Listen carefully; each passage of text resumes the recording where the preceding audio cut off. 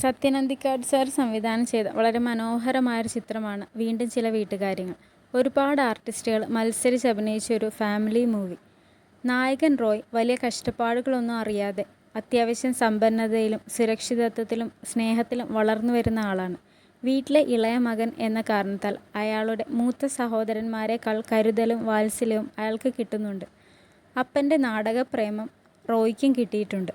നാടകത്തിൽ അഭിനയിച്ച് അതുവഴി സിനിമയിൽ കയറണം എന്നതാണ് അയാളുടെ ആഗ്രഹം. ഒരിക്കൽ യാദൃശ്ചികമായി നായകൻ്റെ നാടകത്തിൽ അഭിനയിക്കാൻ വരുന്നതാണ് നായിക ഭാവന. ഭാവന നല്ലൊരു കലാകാരിയായിരുന്നു. നാടകത്തിലെ കഷ്ടപ്പാടുകളും ദുരിതങ്ങളും നിറഞ്ഞ നായികയെ ഭാവന നന്നായി അഭിനയിക്കുന്നു. എല്ലാവർക്കും അവളുടെ പെർഫോമൻസ് ഇഷ്ടപ്പെടുന്നു. റോയ്ക്ക് ഭാവനയോട് ഇഷ്ടം തോന്നുന്നു. റോയ് തൻ്റെ സ്നേഹം അവളോട് പല വിധത്തിലും പറയാൻ നോക്കുന്നുണ്ട്. ഭാവന ഒരിക്കലും റോയിയെപ്പോലെ പേര് കേട്ട തറവാട്ടിലെ സമ്പത്തും സുരക്ഷിതത്വവും ഒന്നും അനുഭവിച്ച് ജീവിച്ച് വളർന്നു വന്ന ആളല്ല. അവൾക്ക് അച്ഛനില്ല, ചേട്ടൻ മരിച്ചുപോയി. ചേട്ടൻ്റെ മരണത്തോടെ ഭ്രാന്ത് പിടിച്ച അമ്മ, സ്കൂളിൽ പഠിക്കുന്ന അനിയൻ. ഇതാണ് അവളുടെ കുടുംബം. സാമ്പത്തികമായും വളരെ കഷ്ടത്തിലാണ്. അമ്മയെയും അനിയനെയും സംരക്ഷിക്കേണ്ട ചുമതല ഇപ്പോൾ ഭാവനയ്ക്കാണ്. ആരോടും പരാതിയും പരിഭവമില്ലാതെ അവൾക്ക് കഴിയും വിധം പണിയെടുത്ത് ആ വീട് നോക്കുന്നു. അങ്ങനെ വെല്ലുവിളികളോട് പൊരുതി ജീവിക്കുന്നവളാണ് നായിക. റോയ്ക്ക് ഭാവനയോട് തോന്നുന്ന ഇഷ്ടത്തിൻ്റെ പേരിൽ മറ്റൊന്നും ആലോചിക്കാതെ വാശി പിടിച്ച് വീട്ടുകാരുടെ എല്ലാം എതിർപ്പ് വകവയ്ക്കാതെ ഭാവനയെ കല്യാണം കഴിക്കാനായി ചാടിയിറങ്ങുന്നു. എന്നാൽ ഭാവന ഇതൊക്കെ മനസ്സിലാക്കി റോയിയെ പിന്തിരിപ്പിക്കാൻ ശ്രമിക്കുന്നുണ്ട്. റോയ് ഇതിൽ നിന്നും പിന്മാറാൻ ഒരുക്കമല്ലായിരുന്നു. അവളെ വിവാഹം കഴിക്കാനായി എന്ത് ത്യാഗവും സഹിക്കാം എന്ന മട്ടിലായിരുന്നു. അങ്ങനെ ഭാവനയെ കല്യാണം കഴിച്ച റോയ് അയാളുടെ സ്വന്തം വീട്ടിലേക്ക് പോകാനാവാതെ ഭാവനയുടെ ഓലക്കുടിലിൽ വന്ന് കയറുന്നു. അവിടുത്തെ ചൂടും കൊതുകും ഒന്നും അയാൾക്ക് പറ്റുന്നില്ല. കുളിച്ചാൽ മാറി ഉടുക്കാൻ നല്ലൊരു ഷർട്ട് പോലും ഇല്ല എന്ന് റോയ് ഭാവനയോട് പരാതിപ്പെടുന്നു. ഭാവന ഇതൊക്കെ പ്രതീക്ഷിച്ചിരുന്നതിനാൽ തന്നെ അവളെക്കൊണ്ടാവും വിധം അയാൾക്ക് വേണ്ടതൊക്കെ ഒരുക്കിയിരുന്നു. ആദ്യമൊക്കെ ഈ അവസ്ഥയുമായി പൊരുത്തപ്പെടാൻ റോയ് ഒരുപാട് കഷ്ടപ്പെടുന്നു. എങ്കിലും പതിയെ പതിയെ തൻ്റെ പുതിയ ജീവിത സാഹചര്യങ്ങളുമായി റോയ് പൊരുത്തപ്പെട്ടു വരുന്നു. റോയിയെപ്പോലെ വലിയ കഷ്ടപ്പാടുകളൊന്നുമില്ലാതെ ഏറ്റവും സ്നേഹത്തിലും സുരക്ഷിതത്വത്തിലും വളർന്നു വരുന്ന പലരും ജീവിതത്തെക്കുറിച്ച് യാതൊരു ധാരണയുമില്ലാതെ അപക്വമായ തീരുമാനങ്ങൾ എടുക്കുന്നതായി കണ്ടിട്ടുണ്ട്.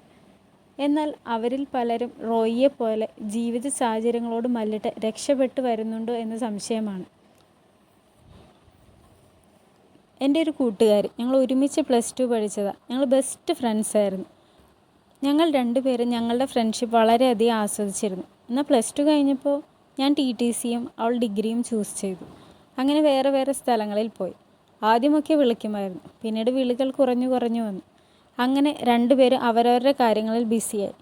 അവൾക്ക് ഞങ്ങളുടെ സ്കൂളിലെ മറ്റൊരു ക്ലാസ്സിൽ പഠിക്കുന്ന ഒരു ആൺകുട്ടിയോട് ഇഷ്ടമുണ്ടായിരുന്നു. സത്യം പറഞ്ഞാൽ +2 കഴിഞ്ഞും നീണ്ടുപോയി കല്യാണം വരെ എത്തുന്ന ഒരു പ്രണയമായിരിക്കും അതെന്ന് അന്ന് എനിക്ക് തോന്നിയില്ല. കൗമാരക്കാരുടെ ചില തോന്നലുകളായേ ഞാൻ അതിനെ കണ്ടുള്ളൂ.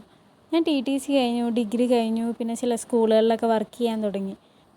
ഒരിക്കൽ ഫേസ്ബുക്കിൽ അവളുടെ പ്രൊഫൈൽ കണ്ട് ഞാൻ അവൾക്ക് റിക്വസ്റ്റ് അയച്ചു, മെസ്സേജ് അയച്ചു. അവൾ എനിക്ക് റിപ്ലൈ തന്നു. പിന്നെ ഞങ്ങൾ ഫോൺ ചെയ്ത് വീണ്ടും ഞങ്ങളുടെ സൗഹൃദം പുതുക്കി. അവൾ +2-ൽ വെച്ച് സ്നേഹിച്ച അതേ ബോയ് ഫ്രണ്ടിനെ തന്നെയാണ് വിവാഹം കഴിച്ചതെന്ന് ഞാൻ അപ്പോഴാണ് അറിഞ്ഞു. അവർ രണ്ടുപേരും 2 റിലീജിയനായിരുന്നു.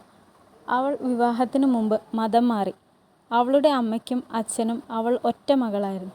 അവൾക്ക് ഒരു അനിയനുണ്ടായിരുന്നു. കുഞ്ഞുനാളിലെ അവനൊരസുഖം വന്ന് മരിച്ചുപോയി. ഇവളുടെ അച്ഛന് നല്ല വരുമാനമുള്ള ജോലിയായിരുന്നു. അയാളുടെ സമ്പാദ്യമെല്ലാം ഈ മകൾക്ക് വേണ്ടി മാത്രമായിരുന്നു.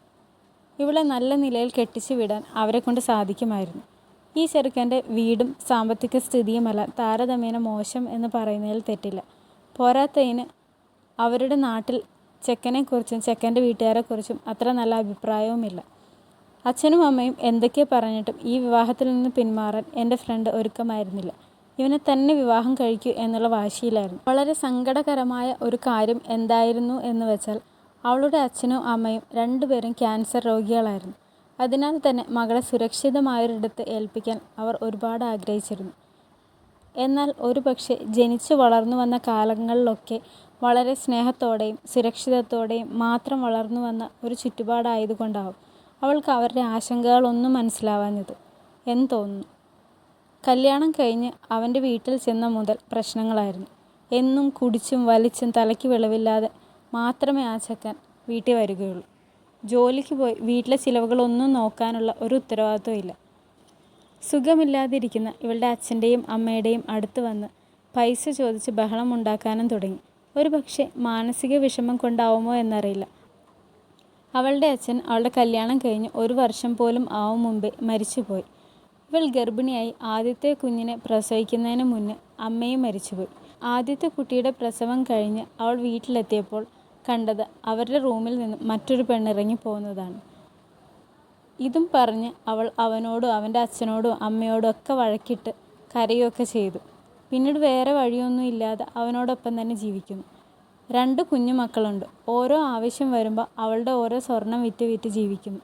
അവളുടെ പേരൻസ് അവന് സ്നേഹത്തോടെ കൊടുത്ത ഒരു ബുള്ളറ്റ് എവിടെയോ കൊണ്ടുപോയി ആക്സിഡൻ്റാക്കി വിറ്റ് തുളച്ചു.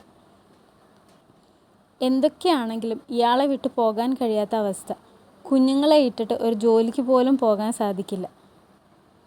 അവളുടെ മൂത്ത മകൾ ഒരു നഴ്സറി സ്കൂളിൽ പോകുന്നുണ്ട്. മാസം 300 രൂപ കൊടുക്കാനില്ലാതെ പരിചയക്കാരെയും ബന്ധുക്കളെയൊക്കെ വിളിച്ച് പൈസ ചോദിച്ചു. ഇപ്പോൾ ബന്ധുക്കളൊന്നും ഇവളുടെ നമ്പർ കണ്ട ഫോൺ എടുക്കാതെയായി. ഇത്തരം അവസ്ഥയിലൂടെ കടന്നു പോകുന്ന ഇത്തരക്കാർ അവരുടെ ജീവിതത്തിൻ്റെ നിർണായകമായ ഘട്ടങ്ങളിൽ ഒരു പക്വതയില്ലാത്ത എടുത്ത തീരുമാനങ്ങളാണ് അവരുടെ ഈ അവസ്ഥയ്ക്ക് കാരണമെന്ന് തോന്നിയിട്ടുണ്ട്. അവർക്ക് ആ പക്വത ഇല്ലാതെ വന്നത് അവരുടെ ജീവിത സാഹചര്യങ്ങൾ, ഒന്നും അറിയാതെ വളർന്ന ഒരു ജീവിത സാഹചര്യമാണോ എന്നും ഞാൻ സംശയിക്കാറുണ്ട്. വീണ്ടും ചില വീട്ടുകാര്യങ്ങൾ എന്ന സിനിമയിൽ നായകനും നായികയും തമ്മിലുള്ള വിവാഹത്തിലെത്തുന്നതിനെക്കുറിച്ച് മാത്രമേ ഞാൻ ഈ വീഡിയോയിൽ പറഞ്ഞിട്ടുള്ളൂ. ഈ സിനിമയിൽ അപ്പനും മകനും തമ്മിലുള്ള, അല്ലെങ്കിൽ സഹോദരങ്ങൾ തമ്മിലുള്ള, മരുമക്കൾ തമ്മിലുള്ള, അങ്ങനെ ഒരുപാട് കാര്യങ്ങളുണ്ട്, ഒരുപാട് ക്യാരക്ടേഴ്സ് ഉണ്ട്.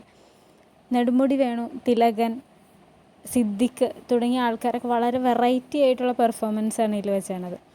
എനിക്ക് ഒരുപാട് ഇഷ്ടപ്പെട്ടൊരു മൂവിയാണ്.